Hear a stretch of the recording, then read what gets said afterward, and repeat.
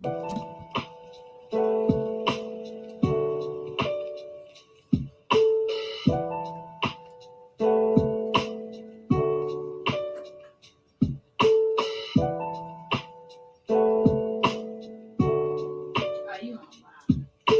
got notification? That's good.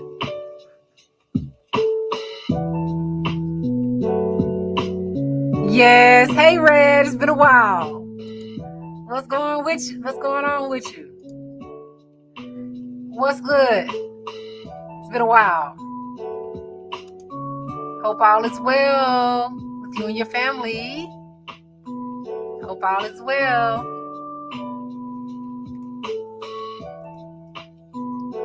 So I got a few things I want to mention tonight. Yes. It's good to see you though. It's been a while. See, what happens is this. I do notice that people think once you get to a certain level that you forget about them. And so they fall back because they think, oh man, she getting up there now. She got a lot going on. So they think that I don't have time for them, or I'm not interested in still, hollering at them. But the thing is, it's the opposite way around. People get to feeling some type of way once you actually get to a certain level. It ain't even intentional. I don't take it personal, but people start thinking that you feeling some type of way about them when you ain't even thought no more about it because you got too much going on. When you finally getting to the point where you doing big things, when you got a lot going on, it's never a situation where someone is thinking and that they're better than someone or looking at other people and putting their nose up. It's more so like you just have other things that are important to you that's going on. Yes, I'm doing good. I appreciate it. Yes. I'm glad you and your wife is good and your kids. Everybody's doing well. Yes. So what I want to talk about tonight is the importance of being ready. The importance of being ready. So you still on calls. In regards to your credit, we're trying to see how everything's coming off with your score building and how we can. Okay, so here's the thing. That ain't gonna work at all. Available Monday through Friday from 10 to 8. We look forward to seeing you soon. Have a great evening. Okay, so here's what. How many do you have left over there?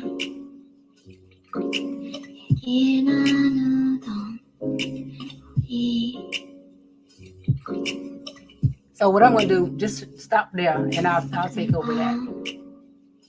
Let me finish doing what I'm doing here, because that ain't gonna work unless you go into the other office. People are actually logging on. So, and then I had something I wanted to say. I did have something I want to say tonight. The other day we were doing test rounds because I am logged in multiple platforms, and what happens is, of course, I can do certain things without being logged on live to test equipment, but being live, you can kind of see what's really happening, and I can see who's logged in and what circumstances as far as the results I'm getting when I finally do set everything up a certain way. But anyway, to cut a long story short, in this market you have to be ready, and that's what I want to talk about. People be like, okay, they want to buy a home. You need some money, even if you're going through a down payment program. There are programs available for low-income individuals. And yes, you can get money if you're in that category. But you need to understand that you have people who are paying cash for homes now. People moving from all over who are in a position to buy homes cash. And the homes that are on the lower end are considered investment properties for some people. So we're not just talking about $50,000, $60,000 homes. People are paying for a $200,000 and $300,000 home cash. I had a few transactions I was working on and submitting offers for buyers who the only reason why it wasn't accepted, somebody snatched it up with a cash offer. And we're not talking about a small $60,000 or $70,000 loan. Those are automatically investment properties. We're talking about larger loans, larger profiles, $250,000, $300,000 homes. People are paying for cash. So I wanted to stress the importance for those who are in the market, who are looking to buy, to understand the importance of having savings, even if you are going to go through a down payment program. I mentioned to you that you're going to need to go in the other office and stop there.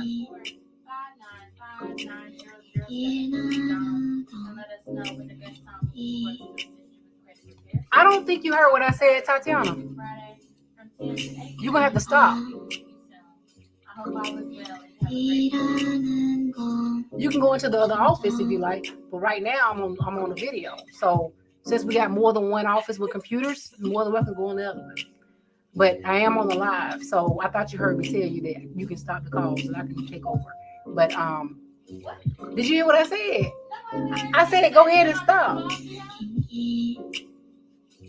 Just give me a second. It's already late in the evening. So all right. So as we were talking, the most important thing that I want to get out tonight, yes, exactly, $300,000 cash. So I wanted to warn people who were sitting up here thinking, first off, down payment assistance does not apply to every single person. That's not how it works. Down payment assistance is based on your credit and income. And of course, once you reach a certain income limit, you don't qualify for down payment assistance. That is only for certain individuals who are in that category. There are some 100% financing programs that still have limitations based on your income and credit scores. So you can't assume just because you had a friend who got a down payment program that you will be qualified in that same category. So I just wanted to do a video on that so you understand two things. Save your money. If you have a problem with saving, figure it out. You got to put some to the side because you got people who have cash, who are buying homes cash. So these people who they're finding ways to use money that they have saved, 401k, inheritance. People have money. Not everybody is broke. So I will tell you that when you're in the category of $200,000, $300,000 home, we have people who are buying homes cash. So if you're under that, you already know the investors are snatching up homes in the 50s and 60s and $70,000 range. So once you start getting over 150, yes, you got most people who are buying homes to live in at 150 and not just investment properties in the South. But up north, to find a home for 150, it's going to be pretty much an investment property that's going to need work. Down south, you probably can find something at 150 that's a decent home, that's livable condition. But it depends on the neighborhood. I will tell you straight up that people are paying cash for homes. Cash. So you need to understand, you must be prepared. You need to have savings. You need to understand your credit. As I've been telling everybody that from day one, you need to know how to read your credit reports because that's not how it works. If you don't understand your credit and how to look on there, if I tell you, we do a credit review and we tell you, hey, you need to settle this particular account. You don't need to ask us, where's the account? You need to go on your credit report and find it because it's on your credit. And if you don't know where it's at, we can guide you. But here's the thing about life. You can't expect somebody else to look at your credit and know what's going on and tell you something. You're not willing to do your due diligence and go back and check your stuff out. You need to be willing to go back and check your own credit report. And if you're paying somebody for credit report and you're not looking at your reports to see what's being removed, huge no-no. Huge no-no. I'm going to tell you straight up. You paying for credit repair and you don't know what's going on with your credit, you're making a huge mistake. I will tell you this now, that whenever you're working on your credit, you need to know what's going on. You need to know whether you're doing it or someone else. Because if you're paying somebody to work on your credit and you do not know how to read your reports, danger, not a good idea. People can be taking your money and you have no idea that they're not doing what that you think they're doing. Somebody can remove a few inquiries and cause your score to go up a few bit. That doesn't mean you got some real results. Credit scores go up and down, and they can go up and down based on credit card usage, your pay history, a random situation. It could be just out of the blue, your score drop and go up and down, and really no record of why. But technically, it's usually because of usage. How are you using your credit? Something new hidden on there, an inquiry, things like that. And at the end of the day, whether you're buying a house, car, or just trying to build your credit, you need to know how to look at the reports and look at the accounts tab and see the breakdown of things that are being reported, not just your scores. Oftentimes, people want to just tell me what their scores are. Knowing what your scores are is great, but that is not going to. That's not the end all be all. You need to know what's going on with each individual things on your credit report, what's being reported, what information is on there, because that's what's going to help you be able to fulfill the success that you're trying to fulfill. One thing, have savings. You need to have savings. Don't assume because you got people who are buying homes with nothing. I have sold homes with people who did not have to pay anything and got money back. But there's monies that you got to have things for before you get to that point. Inspections, appraisals, earnest money. You may have to pay part of the closing costs. Sellers nowadays do not want to pay closing costs. So even if you're going through a down payment program, closing costs are a factor. So that money that you thought that you didn't have to spend, you might have to pay something in closing fees. I've had buyers had to come up with $10,000. Some buyers didn't have to come up with nothing at all. And it also depends on your area that you live in. The area that you live in plays a major role of what program options are available to you. There are some counties that have programs. Some cities, some states have different programs. It's not a one-size-fits-all scenario. Not a one-size-fits-all. You really need to do your research when it comes down to your finances, your credit, and your income. Know what's up with your taxes. Know what your annual income is. Understand that if you're a business owner, you need 2 years taxes filed, and you need to make sure you're not writing off all your income. It needs to be income that's producing enough to be able to qualify for something. If you made $50,000, you can't say you made $10,000 or $12,000, knowing good and well you're not going to qualify for anything. Keep that in mind. You make $100,000 and you want to get a $300,000 home, you can't make it look like you made $25,000 because you already know it's going to hurt you when it's time to get approved. It's going to hurt you. So I'm warning you now, if you are in a situation where you are actually trying to get approved for a mortgage loan and you are a business owner and you're making a decent amount of income, it is imperative that you file your taxes the right way for at least 2 years. I'm not telling you not to do it right, period. You need to do it right. But if you're going to be trying to buy 2 years, you're going to end up expecting to owe some money if you're going to be filing the correct way, if you haven't been paying taxes throughout the year, so that it can show that you made enough income to support your claim. If you asking somebody to loan you $200,000, $300,000 or $400,000, you need to make sure you make enough income. It is what it is. It's just like you ask somebody to borrow some money and you don't have the supporting income to pay it back. You're not going to be able to get that loan. So that is the reason why you need to make certain that you are handling your finances in the proper fashion to be able to succeed in your goal of whatever it is you're trying to do. Not everybody on my Facebook page that follow me is trying to buy a home. Some people like information. This is information that you share to those offsprings of yours, your children, your relatives, your cousins, your nieces and nephews. Anybody that is underage that can benefit from that, you need to let them know up front so they can succeed in trying to build better credit, to succeed in learning about understanding finances before they get to older age and be stuck with high-end debt and not knowing what to do with that debt. I found that people file bankruptcy with $10,000. Not a good idea. Not a good idea at all. If you are filing bankruptcy and you only owe $10,000, emotional damage. Not a good idea. No need. $10,000 is not a worth file bankruptcy on. But what happens is when you're contacted and somebody's trying to garnish your wages and you ain't making them but $2,000 a month and they're hitting you for $5,000, it's a big deal.